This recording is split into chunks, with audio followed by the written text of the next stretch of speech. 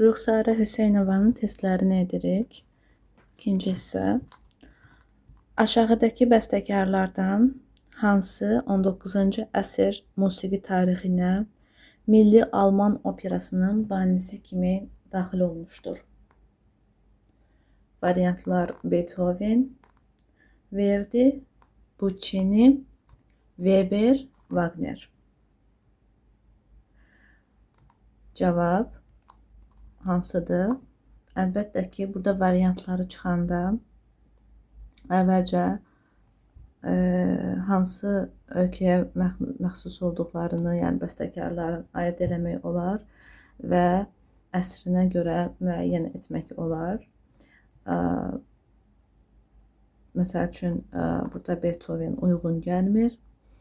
Alman operasının banisi kimi deyir. Verdi də uyğun gəlmir. Puccini də, Wagner də. Cavabımız D variantıdır. Weber. Rossini'nin hansı operasının librettosu Fransız dramaturgu Beaumarchais-nin eyni adlı komediyası əsasında yazılmışdı? Əlbəttə ki, bu Sevilla Bərbəridir. Figaro'nun Toyda Beaumarchais-nin eyni adlı komediyası əsasında yazılmışdı və o Sevilla Bərbəri düzgün cavabdır. Liszt səyahət illəri əsərini hansı ölkəyə səfərinin təəssüratı altında yazmışdı? Səyahət illəri İtaliya. Cavab A variantı. Aşağıdakı hansı bəstəkar leytmotivlər əsasında musiqinin aramsızlığını, operanın simfonikləşməsi vasitəsilə musiqidə söz və səhnə hadisələrinin vəhdətini verməyə çalışmış, operanın ayrı-ayrı nömrələrini sərbəst formalı monoloq və dialoqlarla əvəz etmişdi? Cavabımız D variantıdır. Çünki bu Wagner'in opera islahatlarına uyğun gəlir. Bu baxımdan Wagner. Su Pərisi operası aşağıdakı hansı bəstəkara məxsusdur? Ravel, Dürer, Debussy, Dvorak, Gounod. Dvorak'a aiddir. Romantizmin son nümayəndəsi olan Wagner'in yaradıcılığında hansı yeni cərəyan üçün yollar açılmışdı? Modernizm, verizm, impressionizm, neoklasizm və klassizm. Deməli, bu sualın cavabını bilmək üçün cərəyanların tarixini müəyyən qədər öyrənmək lazımdır. Və burada belə bir şey var ki,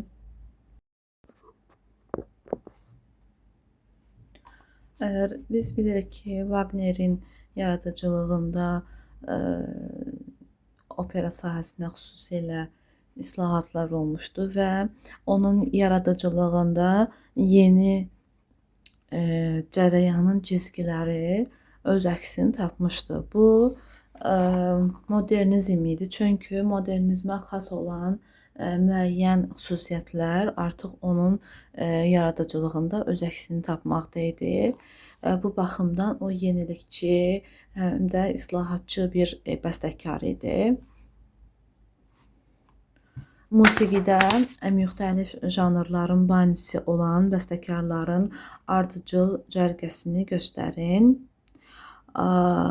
Vokal, silsilə, simfoniya, invensiya, opera, solo, skripka konserti.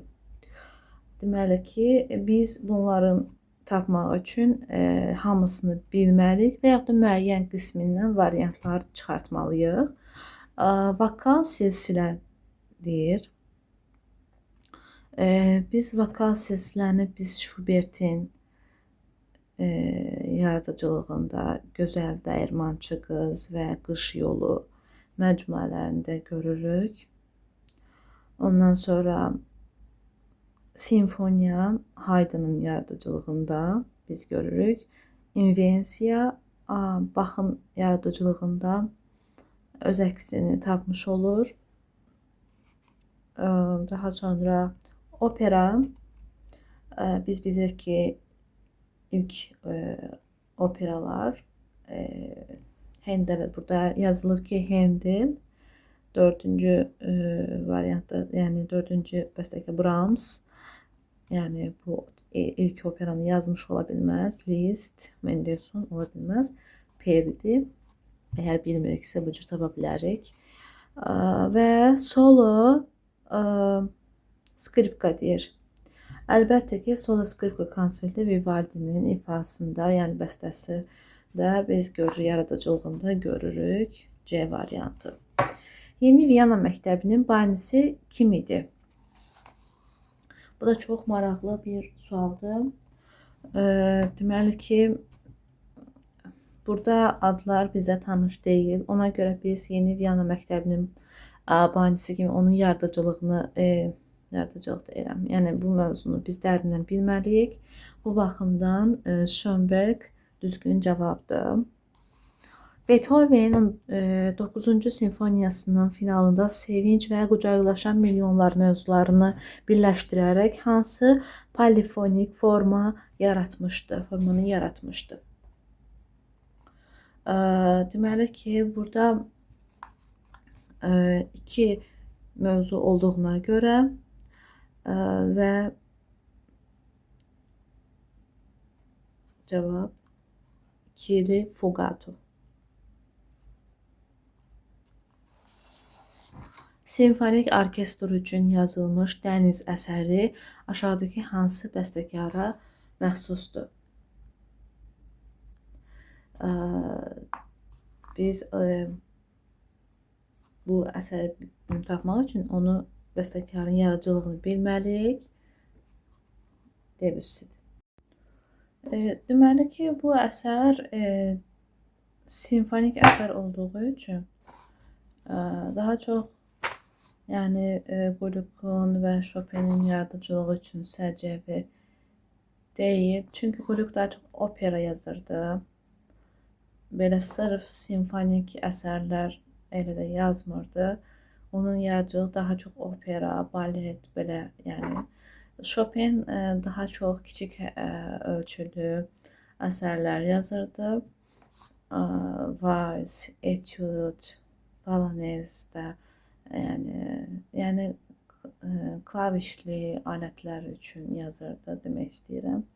Ravel'in yaradıcılığı üçün də yəni yer almır və Weber'in yaradıcılığında da yer almır bu əsər. Bu baxımdan Debussy. Əsərlərin kimə məxsus olduğunu tapmaq üçün ümumiyyətlə bəzi xüsusiyyətlər var ki, bəstəkarın daha çox müraciət etdiyi janrlar, üslub xüsusiyyətləri, bəstəkarın hansı stildə yazması kimi bəzi xüsusiyyətlərə diqqət etmək lazımdır ki, onun bilməsək də dəqiq variantın təxmin edə bilək, yəni variantlar içindən çıxara bilək. Ravel hansı əsərində klassik ənənələri İspan musiqi ritmi ilə birləşdirib? Bu Bolero əsəridir. Bolero. Beethoven hansı simfoniyasının finalına xor daxil etmişdi? Bu 9-cu simfoniyadır. Çünki sonuncu simfoniyalarında o yenilikçi xüsusiyyətlərlə çıxış eləyirdi. Aşağıdakı fikirlər hansı bəstəkara aiddir? Romantizm cərəyanının parlaq nümayəndəsidir. Bəstəkar musiqi tənqidçisi olmuş, ruhi xəstəlikdən əziyyət çəkmişdi. Simfonik etüdlər, gənclik albomu kimi misilsiz əsərlərin müəllifidir. Bu Schumann'dır. Çünki ruhi xəstəlik baxımından bu bəstəkarlar aid deyil. Schubertdə hardasa romantik və özünə qapalı biri ola bilər, yəni problem müəyyən qədər romantizm cərəyanının nümayəndəsidir. Müəyyən qədər yox, yəni demək istəyirəm, romantizm cərəyanının nümayəndəsidir və eyni zamanda bədbinlik, ruh düşkünlüyü falan, yəni Şubert üçün də səciyyəvidir. Amma bu xüsusiyyətlər sırf Şumana məxsusdur. Jiga aşağıdakı hansı janra daxil olan rəqslərdəndir? Kantata, suita, operetta, simfoniya, oratoriya. Əlbəttə ki, bunu bilmək üçün müəyyən qədər məlumatlı olmaq lazımdır janrlarla, yəni cavabımız suitadır. Haydn 6 Rus kvartetini kimə həsr etmişdi? Ondan qabaq istəyirsiniz yazaq bunları. Allemanda, Kuranta, Sarabanda, Banda, Jiga. Klasik suitanın tərkibi. Haydn 6 Rus kvartetini kimə həsr etmişdi? Cavabımız hansıdır? Napolyon deyil, Yekaterina Pyotr Knyaz Xamskiya deyil, İmperator 1. Pavel. Mozart və Salieri dram və operası kimlər tərəfindən yazılmışdı? Mozart və Salieri. Deməli, bu sualın cavabı deməli ki, cavabımız budur. Çünki bunu dəqiq bilmək lazımdır. Yəni, bu variantlarla tapılası bir şey deyil.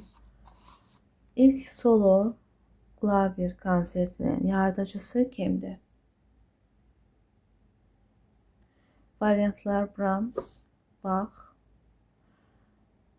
Weber, Schumann, Liszt. Klavir konserti Bach tərəfindən yazılıb. Belə deyək. Bach tərəfindən yazılıb. Çünki ilk klavirdir və bu Brahms'ın yaradıcılığı üçün çox yəni iləri bir zamandır. Weber üçün də Schumann'ın yaradıcılığında artıq klavir yaradıcılığı xeyli inkişaf eləmişdi. Lisztdə də həmçinin, əlbəttə ki, bu Bach'dır. Rossini aşağıdakı hansı operasını Shakespeare'in sujeti əsasında yazmışdı? Deməli, baxırıq. Sevilla Bərbəri, Tancred, Semramida, Demetrio və Polibio, Otello. Cavab Otello'dur. Aşağıdakı operalardan hansı Verdi'yə məxsus deyil? Oxuyuruq variantları. Nabucco, Aida, Rigoletto, Fidelio, Otello. Əlbəttə ki, bu Fidelio operasıdır.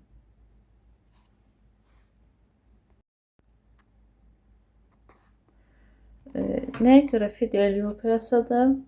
Çünki bu opera Ludwig van Beethoven'in operasıdır. Bach adının musiqili hərfi necədir? Cavabımız bunu çevirmək lazımdır. Yəqin ki.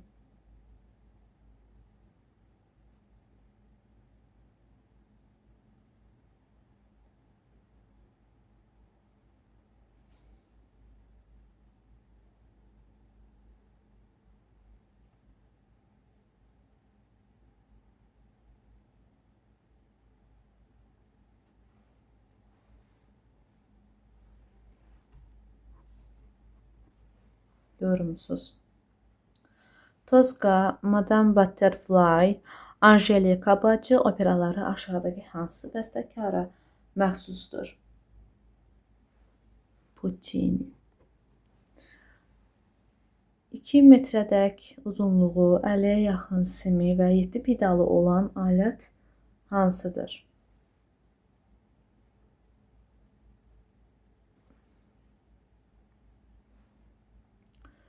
Bu sualın cavabını tapanda biraz məntiqlə yanaşmaq lazımdır. Çünki ən azından hansı alətin təxmini həcmini bilirik. Hansı cərəyanın nümayəndələrinin yaradıcılığında kiçik həcmli miniatür əsərlər əsas yer tutmuşdu? Romantizm, neoklasizm, klassizm, simvolizm, modernizm. Deməli ki, kiçik həcmli miniatür əsərlər daha çox romantizm dövrünə məxsusdur. Viyana klassik məktəbi neçənci əsrdə yaranmışdı? Bu 18-ci əsrin sonu, 19-cu əsrin əvvəllərində yaranıb.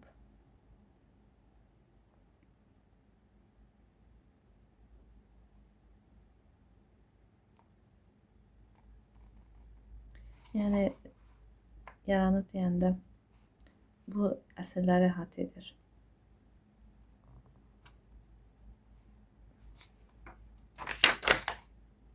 Daha sonra klassizmdən sonra romantizm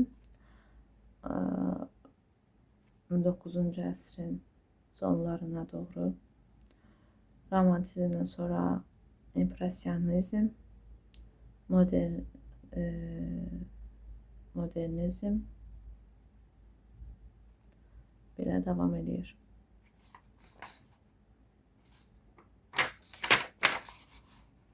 Haydnın hansı simfoniyası litavraların tremolası ilə adlandırılır? Deməli ki, bu mi bemol major. Bu konkret sol olduğuna görə əzbər bilmək lazımdır. Mi bemol major.